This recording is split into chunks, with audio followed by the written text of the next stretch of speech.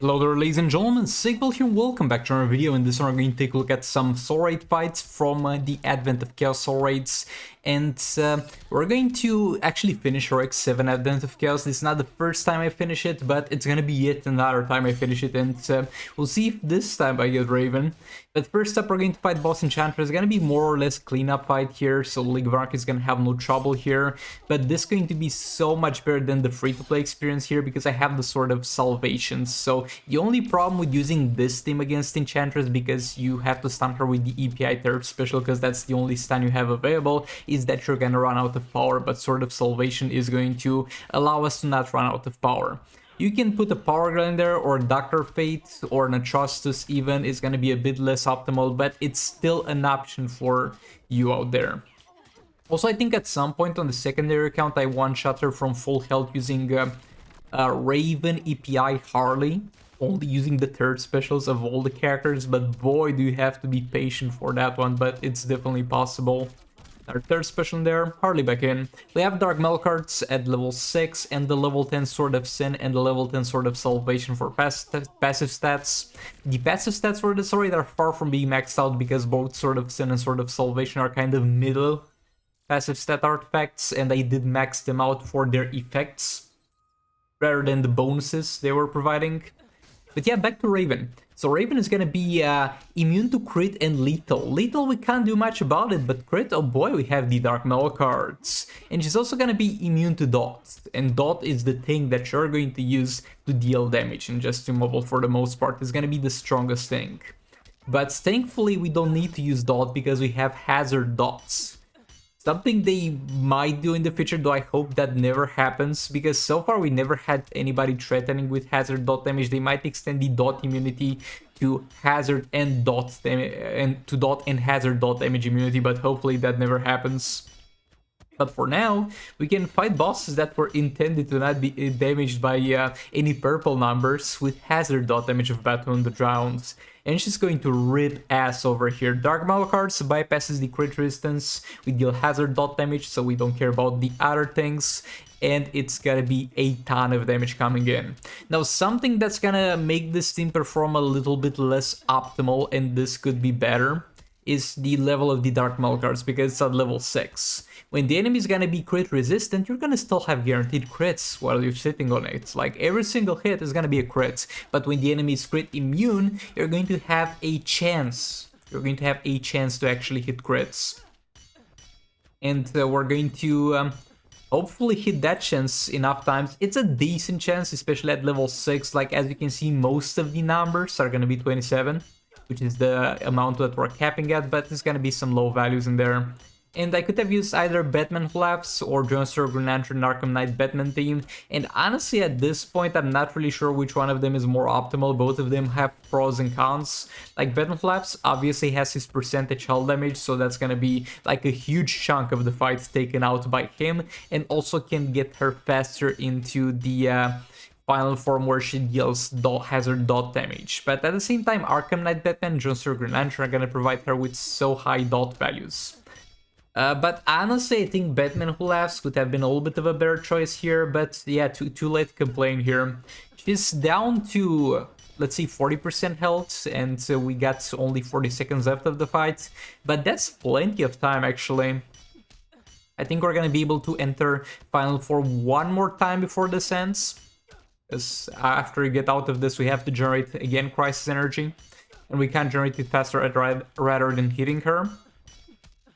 Sadly, as far as I remember, you can't generate more Crisis Energy by hitting fast stack hits. It's only by the amount of hits that you do. Though I wouldn't have the amount of gears necessary. By the way, there's still 3 gears Batman on the round. I wouldn't have the gears to put fast stack chance in there as well. But yeah, we're going to be just a bit off killing her, and look, if this was anybody else, it would have died, but Raven has 2.1 billion health, 2.1 billion health, and we did almost 2 billion damage, and there's gonna be 100 more damage to be cleaned off by Manta. I set up the wrong team, by the way. So Green Lantern is gonna be useless here because, as you can see, I'm already at half the shield of Green Lantern on Manta, so it's not gonna help me out too much. And at the same time, uh, I shouldn't have used the Jokerized Batterings. I'm just so used to using Jokerized Batterings on Manta because it's such a great artifact for him, and I'm just used to having that there. But it's not gonna be the optimal thing. I should have put Dark Metal cards, and instead of Servo Granator, I should have put a Flash there, but for the additional fast stack hits. But we're going to have to roll with this and see where this takes us. Let's keep combo interrupting this man. Combo interrupt. Actually, this woman. I'm sorry. My bad, Kamo interrupting this woman. He put her in the corner. She's gonna have super move soon, so we're gonna have to dip, but not before we do our own super move. There we go, Green Lantern tanking that. Oh boy, only 136k damage. Boss Black Lightning is laughing at that, but Green Lantern is built like a tank, so he capped out on the defense there. Another special 2 in there. Increasing our damage because we inflict the poison effect, so we deal additional values on Jokerized Batterings, and those are not high numbers. Those are not high numbers by any means. But look, it's 100 mil health. How bad can it be? How long can it take?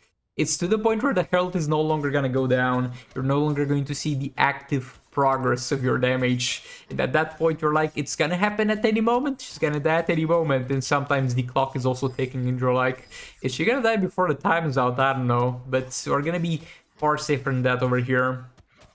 Just keep combo interrupting her. We have plenty of time before we need to reapply the burn, because you can see up there on the screen the poison effect is gonna take us all the way through 4 full combos if I don't finish in a swipe, but I'm gonna finish my every combo in a swipe just to be safe here. There we go, Heroic 7 Raven down, and this is actually, I think, the fastest Raven I've done. Not really, because there's also the option to use Raven plus Manta against her, and I did that, and that also has the opportunity to do 2 bill, but I don't think I had Raven available at that point. And yeah, the rewards, I think I put the rewards, but they just flashed on the screen. You might not have been able to see them. So yeah, no Raven. Again, no Raven. 0 Raven shards. And that's about it, because the artifact is kind of guaranteed to be that one. Now here I wanted to try for my for next few fights, I want to try this team. It's Raven plus Mr. Freeze. Hold on, I actually lied, like Raven was available. Yeah, Raven was available. We could have used Raven, but I thought Bat on Drown would be enough, and she was nearly enough. But yeah, this Mr. Freeze with Puppet of Zatanna at level 5, and plus Raven and Classic Wonder Woman with the Sword of Sin and Sword of Salvation equipped.